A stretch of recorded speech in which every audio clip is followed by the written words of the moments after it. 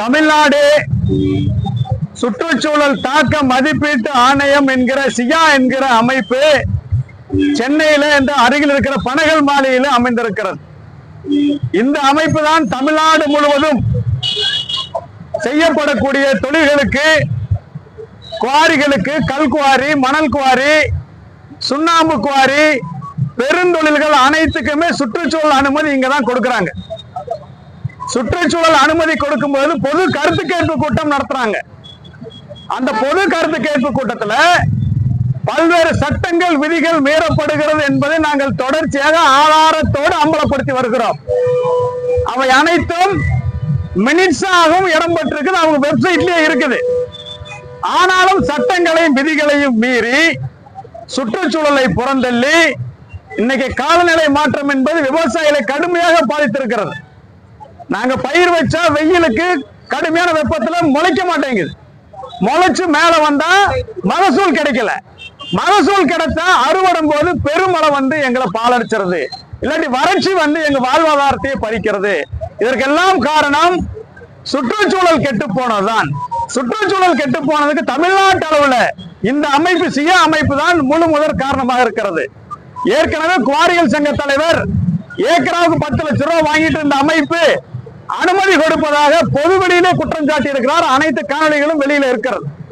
ஆக லட்சக்கணக்கில், கோடிக்கணக்கில் லஞ்சத்தை பெற்றுக்கொண்டு இவர்கள் அனுமதி கொடுத்து தமிழ்நாட்டை பாலைவனமாக்கி கொண்டிருக்கிறார்கள். எனவே இங்க இருக்கக்கூடிய அதிகாரிகள் ஊழல் அதிகாரிகள்.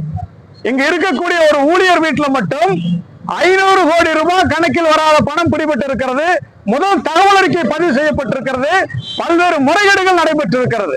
இப்பேற்பட்ட மோசடியான ஆணையத்தை கலைத்துவிட்டு அந்த அதிகாரிகள் மீது உரிய நடவடிக்கை எடுத்து புதிய நல்லவர்களை, சுற்றுச்சூழலை படி சட்டங்களின்படி சரியாக இயங்குபவர்களை நியமிக்க கோரி இன்று விவசாய சங்கங்கள், சுற்றுச்சூழல் அமைப்புகள், பொதுநல அமைப்புகள் சார்பிலே இங்கு தொடர் காத்திரு போராட்டம் நாங்கள் நடத்த இருக்கிறோம். தமிழ்நாடு அரசு இது போன்ற ஊழல் அமைப்பு உடனடியாக கலைத்திட வேண்டும்.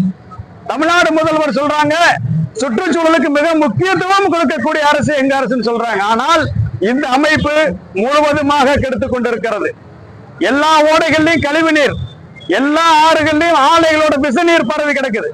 தண்ணி இன்னைக்கு குடிக்கவே முடியல, காசுக்கு வாங்கித்தான் குடிச்சிட்டு இருக்கிறோம். விரைவில் ஆக்சிஜனையும் நாமெல்லாம் புட்டிகள் அடைச்சு சுவாசிக்க வேண்டிய சூழல் ஏற்பட்டு கொண்டிருக்கிறது. இதை பற்றி எந்த ஆய்வையுமே இதுவரைக்கும் இந்த அமைப்பு செய்யவில்லை. என்ன பாதிப்பு, இதற்கு தீர்வு என்ன, மக்கள் எப்படி இருக்கணும், நிறுவனங்கள் எப்படி செயல்படணும், எந்த பாதிப்பு இவர்கள் ஆய்வு செய்யாமல் இருக்கிறார்கள்.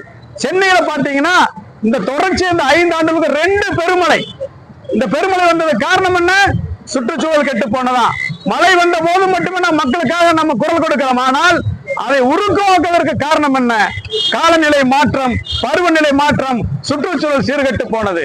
எனவே இனி காப்பாற்ற வேண்டும் என்றால் இந்த சியா அமைப்பை ஊழல் இல்லாத அமைப்பாக, சுற்றுச்சூழலை பாதுகாக்கிற அமைப்பாக தமிழ்நாடு அரசு மாற்ற வேண்டும் என்றுதான் நாங்கள் இன்னைக்கு பல்வேறு அமைப்புகள் ஒருங்கிணைந்து தொடர் காத்திரு போராட்டத்தை நடந்து வந்திருக்கிறோம். எனவே இருக்கக்கூடிய ஊடக நண்பர் அனைவரும் இந்த செய்தி தமிழ்நாடு முதல்வர்களுக்கு செல்லும் வரை செய்தியை வெளியிட்டு இந்த பொதுமக்கள், விவசாயிகள், சுற்றுச்சூழல் அமைப்புகளுடைய போராட்டத்தை பொதுமக்களுக்கும் அரசின் கவனத்திற்கும் கொண்டு சேர்க்க வேண்டுமாய் பணிவோடு கேட்டுக்கொள்கிறோம்.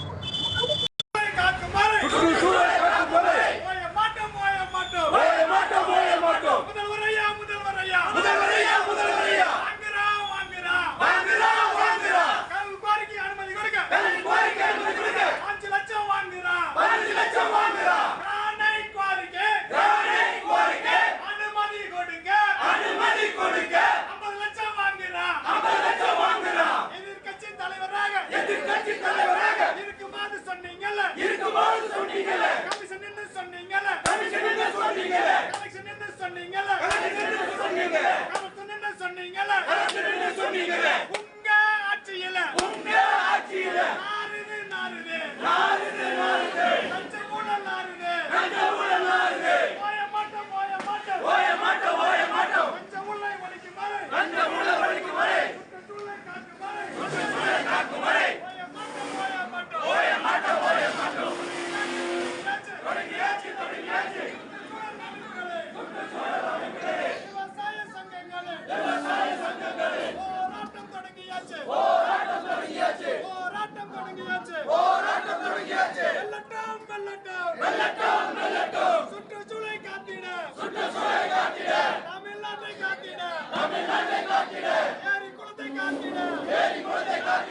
ஆறுகளை காத்திட கனிம வளத்தை காத்திட போராட்டம் வெல்லட்டும்